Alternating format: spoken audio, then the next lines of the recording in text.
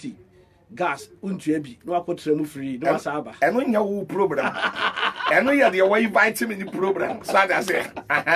eno ye de way vitamin the program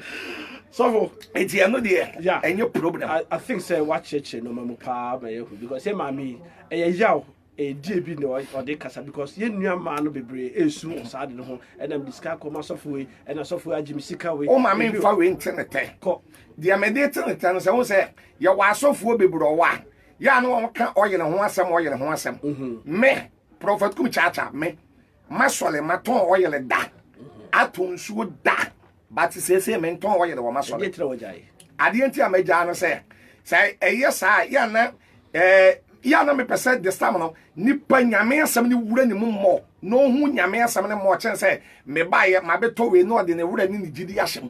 so that say listen no mo amunim say ebi enye papa enye ne papa na ye ka tonton de ya asole be na wo gan na mo nton ade e na me di kan asem asi so say ya wa asofo mpanifo bebro wo na ma ofro wo fidie we so a oba condemn sofo to nsuo oba condemn de oton oyele but won wo wi ana say sofo na kotulo books na wa lunch na wa ton wo de ya ne de enya tonton ni bi isifu ni salifu ni nyina enye fufufufu hwa isifu salifu nyina anya fufu ma me fo bibi nya example nchero okwa asole ya yeton nsuo ene oyela ya ton one na bi 50 cedi 30 ska 500,000 ma me fo bi nka wona enya mo ana 100 cedi 30 ska 1 million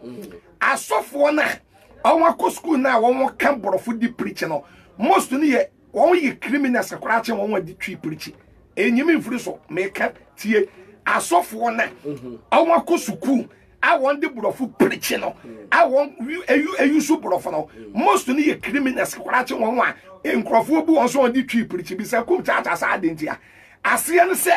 sofo a won ko school awon tree preach won di asante kase preach waton suo 1 million na odi ye krum kasa preach me da se odi ye krum kasa preach waton suo krum kasa anya twi nko a me da se chese dagumba o afantene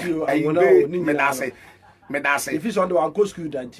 awodi ye krum kasa preach no waton suo 1 million titiska oil 1 million titiska sofo bi a wako school wo friend wo fidie we so a wo beba be condemn atwagu uni bibi wano condemn wie na bra panihwe o twegu a